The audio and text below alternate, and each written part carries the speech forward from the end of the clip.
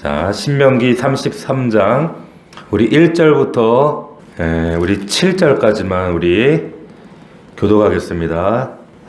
오늘 모세의 축복이라는 제목으로 하나님 말씀 신명기 33번째 말씀 나누도록 하겠습니다.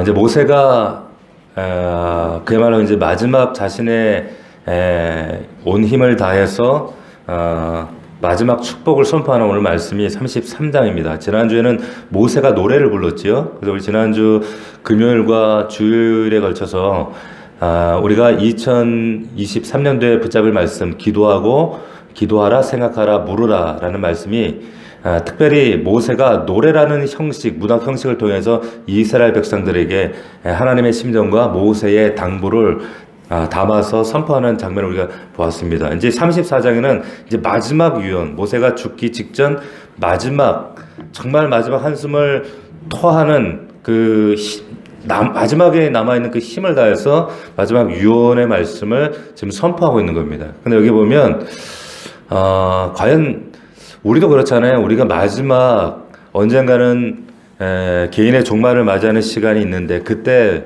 우리는 어떤 말들을 남길 것인가. 많은 분들의 임종을 보면서 제가 느꼈던 것이 믿음이 있다고 해서 믿음의 임종을 맞이하는 것이 아니고 또 믿음이 없는 것 같은데 또 그렇다고 불신앙적인 그런 모습으로 개인의 종말을 맞이하는 게 아니더라고요. 마지막 때에 갔을 때 정작 그 안에서 고백되어지는 그리고 그가 죽음을 맞이하는 태도와 자세를 우리가 직면하면서 우리의 섣부른 판단이 그 사람의 신앙을 함부로 재단해서는 안 되겠다 이런 생각들을 많이 생각하게 됩니다.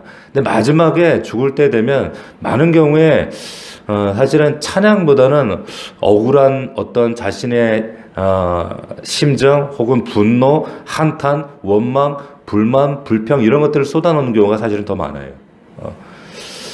그런데 오늘 말씀에 보면 지금 이 하나님의 사람 모세가 하나님 앞에서 마지막 심정을 통하는 유언의 말씀. 근데 그 말씀이 어떤 말이었을까? 우리가 한번 살펴볼 필요가 있습니다. 1절을 우리가 보시면 하나님의 사람 모세가 죽기 전에 이렇게 얘기를 하고 있습니다. 하나님의 사람이다. 모세가 참 복된 사람인 이유는 다른 게 아니에요. 여기 보니까 죽는 날까지 하나님의 사람으로 불렸기 때문에 그렇습니다. 하나님의 사람 모세였다는 거예요. 많은 경우에 많은 성도들 혹은 많은 목회자들, 많은 중직들이 신앙생활 한창 건강할 때, 한창 자신의 전성기 때 하나님으로 시작해요. 하나님으로 사는 것 같아요. 그런데 마지막 때는 혹은 은퇴를 바라보는 시점에는 혹은 은퇴를 하고 나서는 하나님의 사람으로 살기보다는 또 마지막을 맞이하기보다는 참 약한 모습으로, 연약한 모습으로 맞이하는 경우들이 참 많아요.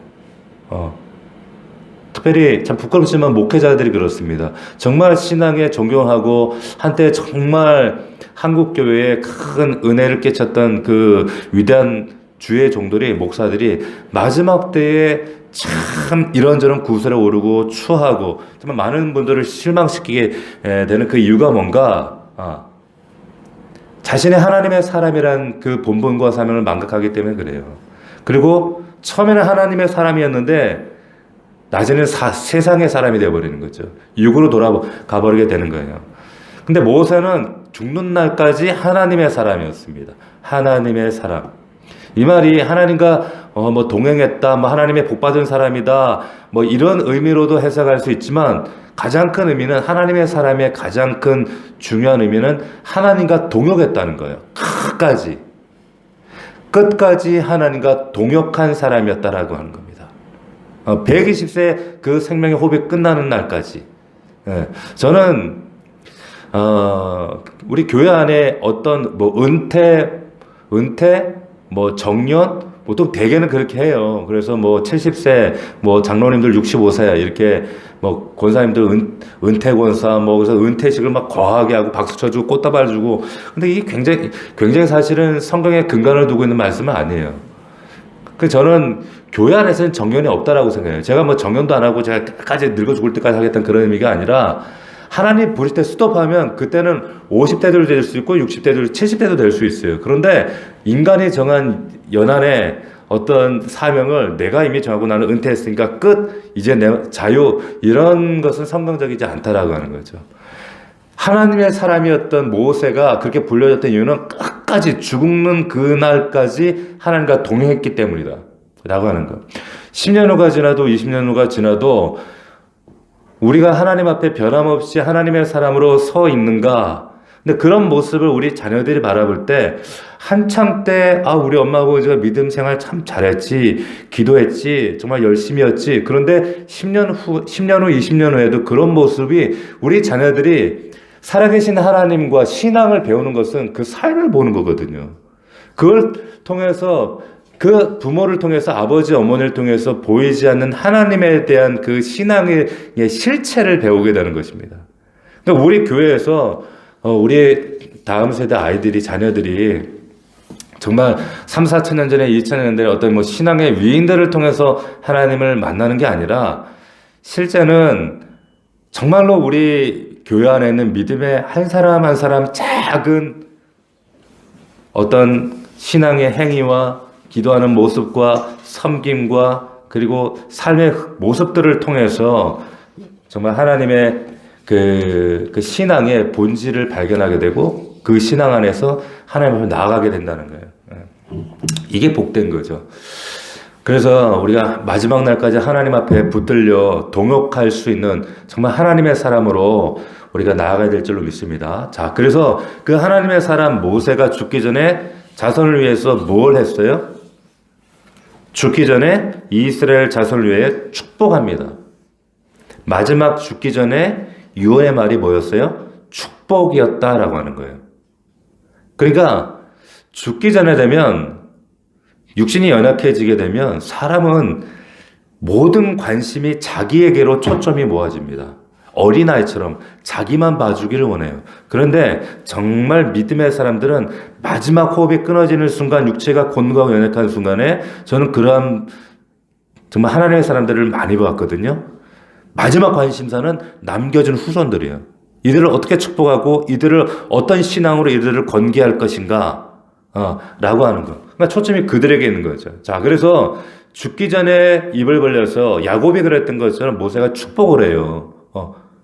자, 12지파를 향한 축복을 하는데 이스라엘 백성들에게 당연한 거죠. 죽기 전에 뭐 야곱이 그랬고, 다음 세대에게 축복하는 건 당연하다 여겨지는데, 뭐 야곱도 그랬고 여호수아도 죽기 전에 축복을 했어요. 그런데 이 모세의 축복이 야곱과 여호수아와는 조금 다릅니다. 이전의 축복과 좀 달라요. 어떻게 다른가? 야곱은 12지파를 향해서 축복할 때, 12아들을 향할 때 거기에 축복도 있지만 미래 현실을 투영하는 미래의 어떤 축복도 있지만 저주도 있었어요. 저주도 있었어요. 왜? 친아버지니까 아버지의 입장에서 12아들에게 축복만 하는 것이 아니라 저주라고 하는 것은 우리의 어감상 저주, 그러니까 불편하게 들리지만 이것은 아주 강력한 권계입니다. 징계. 너 이렇게 살지 않으면, 똑바로 안 살면 너 망해 라고 하는 얘기거든. 친부모니까. 근데 모세는 친부모는 아니거든요. 그러니까 친부모가 아니라서 그런지 몰라도 축복만 담겨져 있어요. 축복만. 자, 친아버지는 자녀들에게 축복만 전하지 않아요. 너희들이 왜 거기에 야곱의 그 축복문에 보면은 축복만 담겨지지 않고 정말 신랄한 저주들, 그래서 그 예언적 선포들이 막 담겨져 있거든요. 친아버지만 할 수 있는 거예요. 그게 친아버지의 특권이자 그것도 사랑이거든요. 그냥 이유 없이 너 망해라, 너 그따구로 살면 너 죽어, 너 이제 끝장나, 그냥 맥락 없이 그런 것이 아니라 너희들 왜 그 말을 선포하기 위해서 미워서 그랬겠습니까? 그게 아니라 너희들 정말 하나님을 온전하게 붙잡지 않고 그 하나님 말씀에 이탈되면 너희들 정말 그 하나님의 징계, 저주를 피할 수 없어. 정신 바짝 차려야 돼. 정신 차려야 돼. 왜 자꾸 어긋나는 거, 그 결과들 너희가 봐왔잖아. 그 이야기를 아버지니까 신랄하게 하는 거예요. 근데 왜 모세 축복에는 저주가 없는가 하면 야곱의 유언의 축복에서 선포했던 그 저주가 40년의 광야의 학교를 통해서 사실은 다 실제로 유효하게 나타났어요. 실제적인 사건이 된 거예요. 그러니까 이제 축복만 남겨지게 되는 거예요. 그리고 친아버지가 아니에요, 모세는. 친아버지가 아니거든요. 그렇기 때문에 이제 그 야곱의 저주가 어떻게 보면 그 지난 세월을 통해 너무나도 아주 명확하게 드러나 있는 그 역사적 사건들로 저희들이 기억 속에 있기 때문에 더 이상 저주하지 않아요. 그래서 하나님께서 우리에게 저주하신 이유가 너 망해라, 끝장나라, 너 이제 너 그런 것이 아니라 다시 말하면 사랑하시기 때문에 너 정신 차려라, 분발해라 라고 하는 하나님의 본심이 거기에 담겨져 있는 거예요. 오해하시면 아니 하나님 어떻게 자식한테 이렇게 매정한 말씀하시나? 친아버지시기만 하는 거예요. 저주는 어감상 저주처럼 우리가 불편하게 들리지만 그건 하나님 징계예요, 징계. 정말 사랑하니까 할 수 있는 이야기가 거기에 담겨져 있다. 그런데 오늘 말씀에 보면 모세는 축복만 해요, 축복. 축복하는 가운데 근데 축복만 하면 우리가 사실 변화될 게 없어요. 너 복 받아라, 복 받아라, 복 받아라. 근데 실은 저주가 선포되고 너 그렇게 하면은 너 망해, 이러면 죽어, 너 그렇게 살다 진짜 쪽박차, 이렇게 할 때 그 신랄한 그 저주 속에 징계의 예언 속에 정신을 차리게 되거든요. 축복만 하면, 축복의 말만 하면 사람들은 그냥 복복복 하다 그냥 망합니다. 자, 그런데 우리 마음속에도 근데 축복은 거부하고, 축복만 받고 뭐 저주하면 다 반사하고 거절하고 거부하고, 근데 하나님은 너희들이 이 말씀, 그 축복과 저주를 선포할 때 그 아버지의 심정을 너희가 본심을 바로 안다면 그 본심을 붙들어야 된다. 그걸 가르쳐 주길 원하시. 근데 오늘 본문과는 좀 차이가 있다라고 하는 거예요. 자, 이어집니다. 2절. 2절을 보면 그가 일렀을 때 여호와께서 시내산에서 오시고 세일산에서 일어나시고 바란산에서 비추시고 1만 성도 가운데 강림하셨고 그의 오른손에는 그들을 위해 번쩍이는 불이 있도다. 이게 무슨 말인가? 이 말씀 가운데 우리 기독교를 비아냥하는 종교 가운데 이 말씀을 가지고 우리가 믿는 신앙을 비아냥거리는 종교가 있어요. 그게 뭐냐? 그게 뭐예요? 이슬람교입니다. 이슬람교가 이 말씀을 아주 곡해해서 자기에게 맞는, 그래, 꿰맞추는 거예요. 여기 보면은 이 이슬람교가 이 33장, 신명기 33장 2절 말씀을 이들도 굉장히 아주 중요한 말씀으로 여깁니다. 왜 그런가 하면 이걸 이렇게 해석을 해요. 1차, 2차, 3차 산 3개가 나옵니다. 이 3가지 산에 주목을 하는 거예요. 그래서 여호와께서 시내산에 오셨다. 왜? 율법으로 모세와 만나서 백성들에게 율법으로 만나 주시잖아요. 시내산에 하나님이 오셔요. 근데 두 번째 산, 이 이슬람 사람들의 이들의 신앙의 주장에 따르면은 이 세일산에서 일어났다라고 하는 것은 누가 일어났다는 걸 얘기하냐면 예수 그리스도가 일어났다고 얘기하는 거예요. 이슬람에서. 예수님이 세일산으로 왔다. 그리고 바란은 어디인가? 아라비아 광야예요. 아라비아 광야에 있는 산인데 그 바란산에서 세 번째 선지자 누구였어요? 마호메트인 거예요. 마호메트가 1만 성도 가운데 강림하셨다. 이렇게. 그래서 1만 성도를 메카에서 일으켜가지고 이제 대역사를 이룬다. 그게 바란산이다. 메카다. 이렇게 얘기를 하는 거예요. 그러니까 1차는 하나님, 시내산, 2차는 그 세일산 예수님, 3차는 이 바란산 마호메트. 이게 근데 본문의 내용을 보면 맥락상 전혀 그렇게 해석할 여지가 전혀 없어요. 전혀 없습니다. 그런데 이들은 자기들의 어떤 종교적인 목적을 위해서 이걸 이렇게 해석하는 거예요. 말도 안 되는 얘기예요. 이단이든 어떤 잘못된 종교든 그들이 하는 작태들이 이런 겁니다. 여기 본문에 보면 맥락상 이 주어를 보세요. 주어가 누굽니까? 주어는 하나예요. 하나. 주어는 하나. 오직 여기 보면 여호와께서 시내산에 오시고 세일산에 일어나시고 그리고 바란에 비추시고 주어가 누구예요? 여호와예요. 여호와.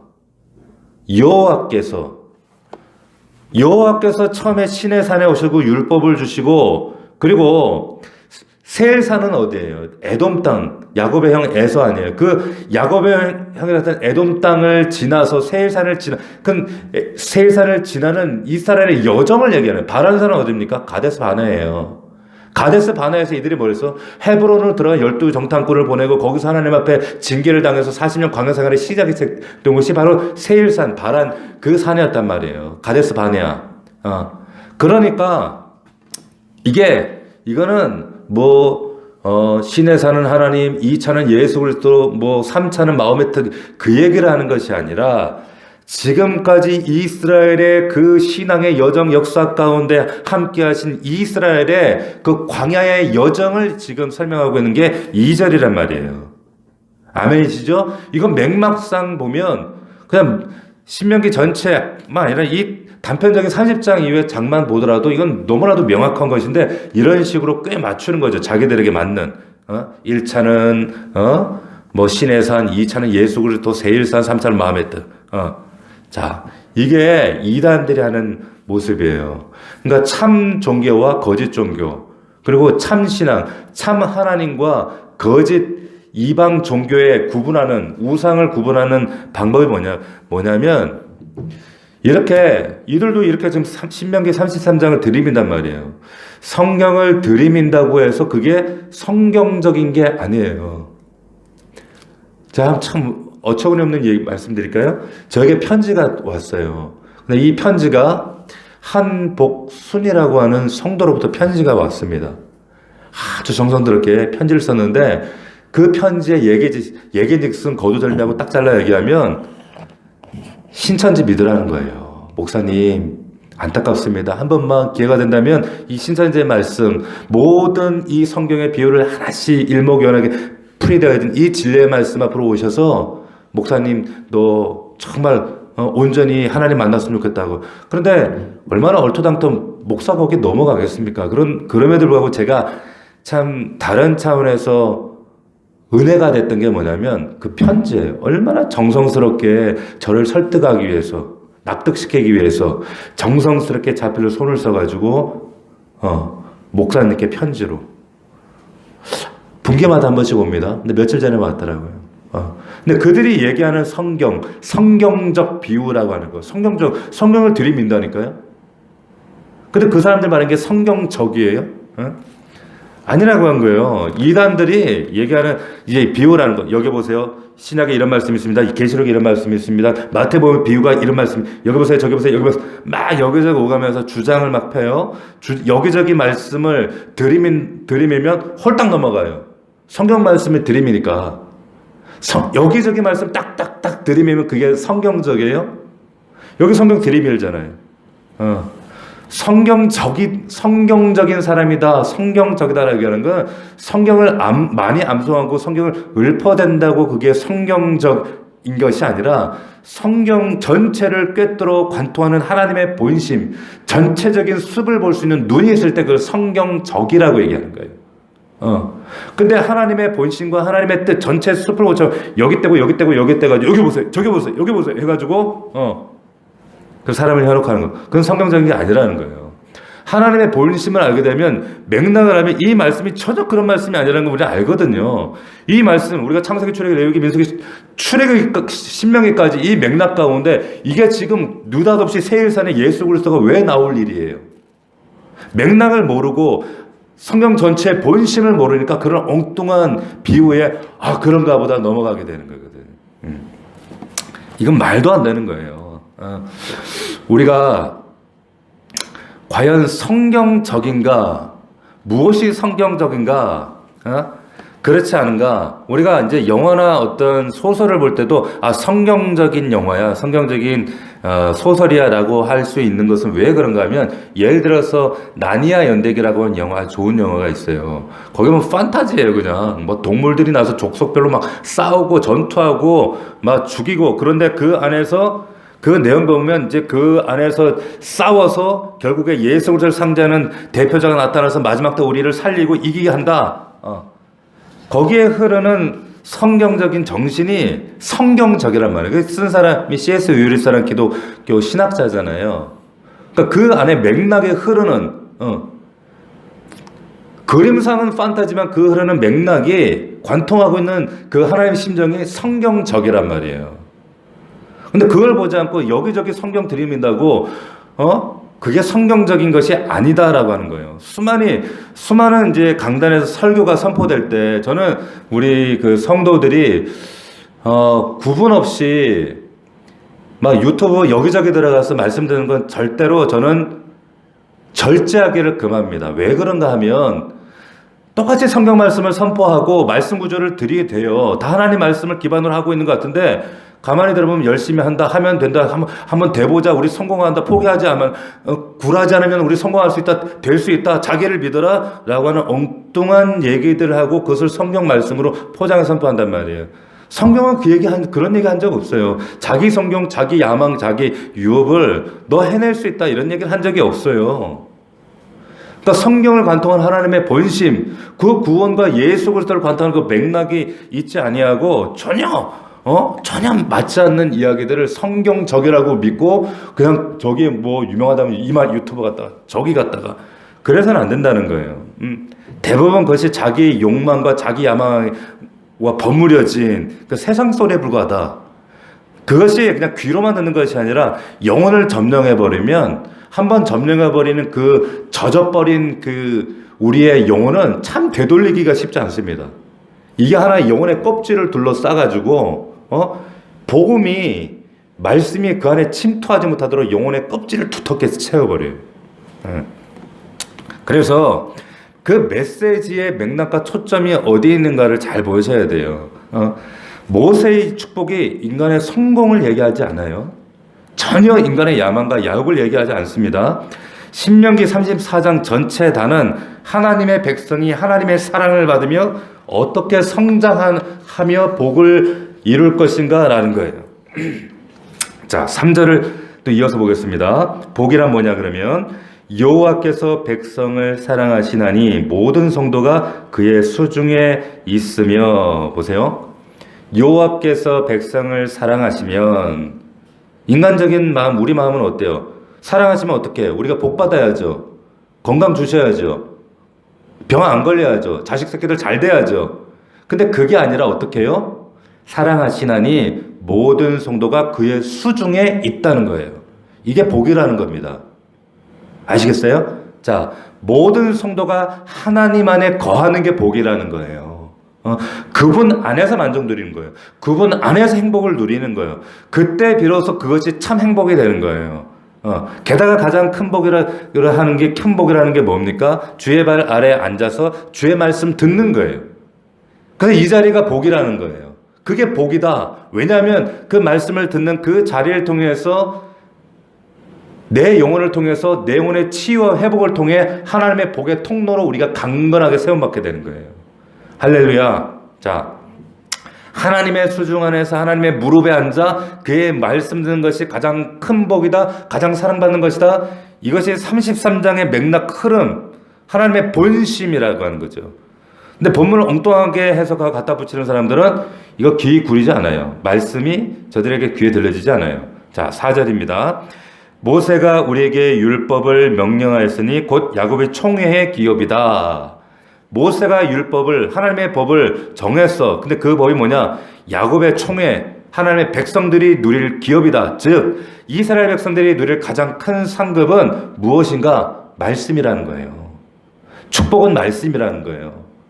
축복이 율법이라는 거예요. 그 말씀 받는 것이, 그래서 매일매일 우리가 복사하고 강단을 통해 선포되어진 말씀을 나의 것으로 받는 것이 가장 큰 축복의 첩경이다. 돈과 바꿀 수 없고 명예와 바꿀 수 없고 우리 인생과 바꿀 수 없는 가장 큰 기업은 말씀이라는 거예요.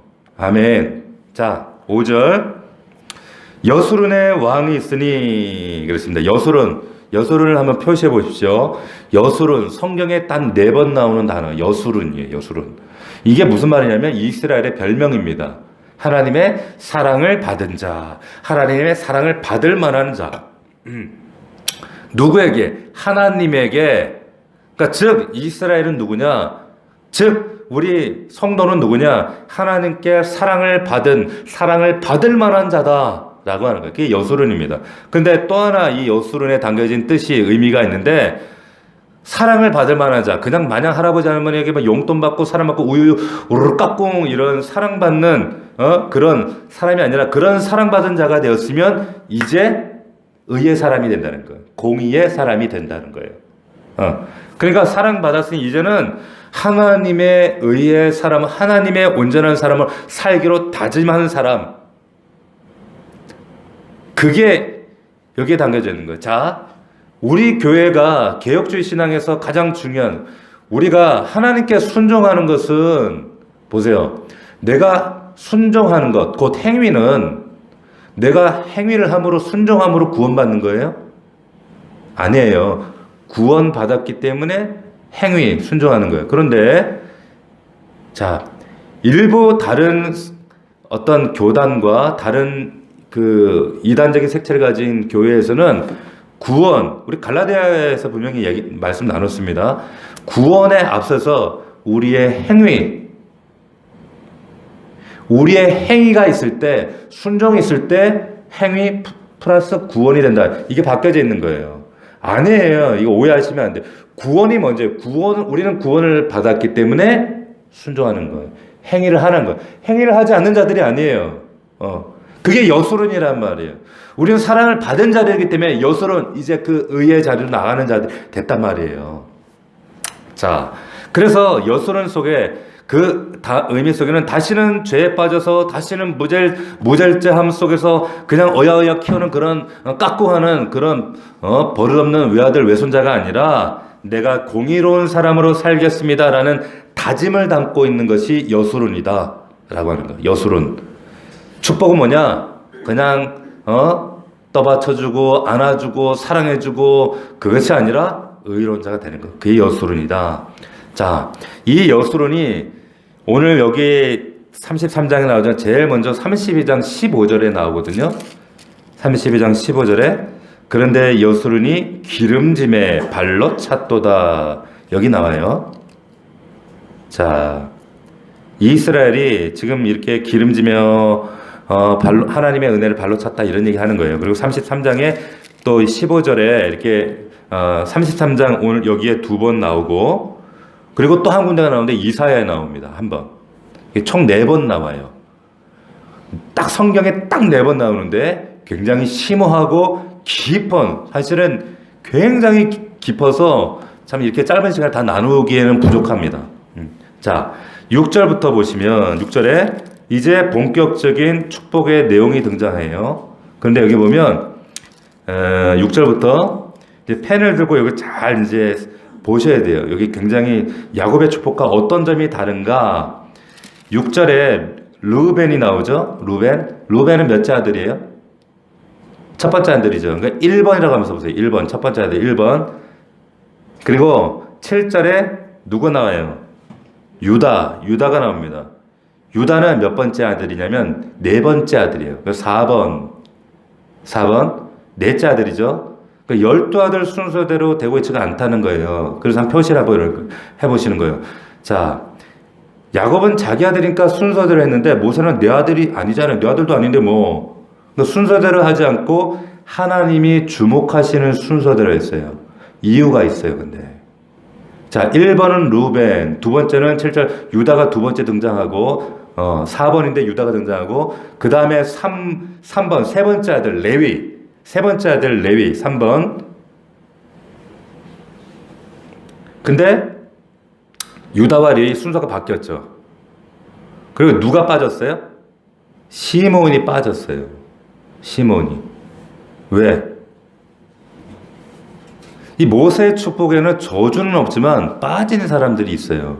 순서가 막 뒤바뀌어요. 왜 시몬이 빠졌습니까? 음행했어요. 이 시몬이 그 시므리 그리고 그 고스비와 함께 음행했던 시므리가 바로 이 시몬 지파예요. 그러니까 하나님 앞에 대놓고 음행하고 해가지고 이 지파에서 아예 빠져버리는 거예요. 모세의 축복에서. 자, 그 모세가 저주는 할 수 없고 축복하기에는 가치가 없으니까 아예 빼버려. 그리고 8절에 이제 3번 레위가 나오고 다음에 12절에 이제 베냐민이 나와요. 베냐민은 12번이잖아요. 12번. 12번째 아들이잖아요. 근데 4번째로 등장하는 거예요. 순서로 네 번째지만 아들 순서는 12번째란 말이에요. 그 다음에 13절에 요셉 11번째 아들인데 5번째 축복의 대상. 18절로 가봅시다. 18절로 갑니다. 스불론도 승진했어요. 스불론도 10번째 아들인데 6번째로 등장해. 스불론은 원래 셋대죠. 18절 중간에 이사갈 9번째 아들. 스불론, 이사갈, 세트 함께 나와요. 그런데 그 다음에 20절에 갓 7번째 아들인데 밀렸어. 순서는 7번째인데 축복의 순서가 밀려요. 22절에 단도 5번째 아들인데 5번이죠. 밀리는 거예요. 축복이 밀리는, 뒤바뀌는 거예요. 23절 납달리 6번. 근데 순서가 완전히 밀리는 거예요. 무슨 말이에요? 축복이 재편되는 거예요. 무슨 말씀인지 아시겠어요? 축복은 재편된다는 겁니다. 그 다음에 아셀, 마지막 아셀이라는 8이라고 쓰세요. 8번째 아들인데 순서는 11번째로 밀린단 말이에요. 다시 한번 정리해 볼까요? 순서가 6절에 루번 1번, 7절에 유다 4번, 8절에 레위 3번, 12절 베냐민 12번, 12번이죠. 13절에 요셉은 11번, 18절에 스불론은 10번, 이사갈은 9번, 20절에 갓은 7번, 22절에 단은 5번, 23절에 납달리는 6번, 24절에 아셀은 8번. 8번 번호 있지만 그 아들 순서를 얘기한 거예요. 순서가 뒤죽박죽. 1번, 4번, 3번, 12번, 11번, 10번, 9번, 7번, 5번, 6번, 8번. 완전 다 바뀌어요. 왜 바뀌었어요? 이제는 태어나는 순서가 아무 의미가 없다는 거예요. 장자고 차자고 순서 아무 의미 없다. 축복에 아무런 의미가 없다. 축복이 재편된다. 왜? 누가 끝까지 하나님의 사람으로 주의 마음을 품고 주를 온전하게 섬기느냐에 따라서 축복이 재편된다라고 하는 거예요. 할렐루야. 이게 유대인과 이방인 우리에게도 똑같이 적용됩니다. 이스라엘 하나님이 선민으로 불렀지만 그들은 선민 상상으로 울줄댔지만 그러나 우리는 우리 선민 사상이 아니라 뭡니까? 우리는 성민이에요. 하나님의 부르신 거룩한 백성. 그들이 먼저 불렀건 선민이건 먼저 선택한 민족은 아무 상관없어요. 우리가 예수 그리스도를 말하면 우리를 하나님이 성민 삼아 주셨으면 이제는 먼저 부르고 늦게 믿고 신앙의 연륜, 물리적인 기간, 시간, 직분 그것이 아무런 의미가 없습니다. 아무런 의미가 없어요. 오직 내가 성민 하나님의 거룩한 사람으로 부름을 받았다면 이제 그 하나님 앞에 선택받은 은혜 오늘도 변해 여소run으로 살겠습니다라는 결단과 다짐. 그렇다면 우리의 삶에 우리의 축복은 새롭게 재편되는 줄로 믿습니다. 그렇게 하시겠다는 거예요. 누구 장로님, 누구 권사님, 누구 목사님 그들의 축복 아무런 의미 없어요. 불화할 거 없어요.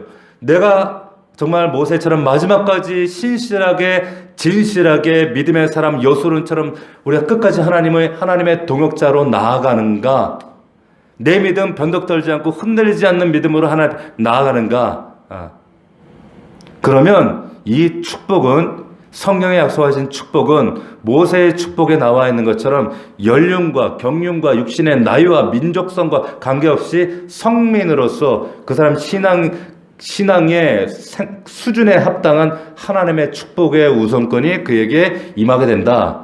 축복은 재편된다라고 하는 거예요. 이것이 오늘 모세의 축복의 가장 중요한 핵심입니다. 말씀 맺겠습니다. 모세의 축복은 야곱의 축복과 다릅니다. 우리가 생각하는 축복은 잘 되고 어쩌고 저쩌고 세상적인 어떤 유쾌한 그런 것들을 기대하지만 그런 복들도 하나님 우리에게 주셔요. 근데 가장 중요한 것은 뭐냐면 여기 있는 말씀처럼 여호와께서 백성을 사랑하시나니 모든 성도가 그의 수중에 있으며 주의 발 아래에 앉아서 주의 말씀을 받는도다. 3절 말씀. 이 말씀이 먼저 내 삶 가운데 가정 가운데 온전히 성취될 때 진정한 축복이 우리의 삶 속에 재편되어집니다. 그리고 모세처럼 하나님의 사람으로 끝까지 죽는 그날까지 변치 않고 하나님의 사명 감당할 때 여소run의 길을 걸어갈 때 정말 말씀을 왜곡하지 않고 말씀을 왜곡해서 받들지 않고 온전히 정말 하나님의 본심과 심정을 간통하는 그 말씀을 붙잡고 우리가 믿음으로 그 길을 걸어갈 때 하나님께서 우리에게 약속하신 은혜를 주시는 줄 믿습니다. 자, 이 말씀을 기억하면서 하나님 정말 이 축복이, 모세의 축복이 우리 교회와 우리 가정 가운데 온전히 경험되게 하여 주시옵소서. 이렇게 다짐하고 결단하는 우리 모두가 되어지기를 주의 이름으로 축원합니다. 축원합니다. 우리 기도하겠습니다. 이 시간 기도할 때, 우리가 함께 기도할 때 하나님 감사합니다. 모세가 마지막 죽는 날까지 한 점 부끄러움 없이 하나님의 사람으로 끝까지 살았던 것을 하나님 우리가 주목하게 하옵소서. 과연 우리가 우리의 인생, 우리 육신의 호흡이 마감하는 그 시간 우리는 어떻게 마감하겠습니까? 하나님 그날을 지금부터 바라보게 하시고 믿음에 바로 서서 하나님의 사랑하시는 여수run으로 공의의 사람으로 우리의 삶을 빚어가는 복된 믿음의 발걸음 되게 하여 주시옵소서. 한때 잘 믿었지만 한순간은 정말 믿음이 그럭저럭 괜찮았지만 헌신했지만 그 말년에 정말 하나님 모시기에 안타까운 연약한 인생이 아니라 끝날까지 모세처럼 하나님과 동역하는 하나님의 사람 여수run으로 우리의 인생이 마감하게 하시고 그 인생을 바라보는 우리의 다음 세대 우리 자녀들이 우리 부모의 믿음을 인정하는 그러한 복된 믿음 되게 하여 주시옵소서. 아버지 하나님 주의 말씀을 정말로 모든 성도가 그의 수중에 발 아래 앉아 주의 말씀을 받는 것이 이게 참 복이라고 했습니다. 말씀이 복입니다. 잊지 않고 이 말씀 붙들고 우리의 삶 가운데 하나님의 은혜와 능력을 하나님 체험할 수 있도록 도와주옵소서. 우리 말씀 붙잡고 주여 우리 간절히 한번 부르고 통성으로 기도하며 나아갑니다.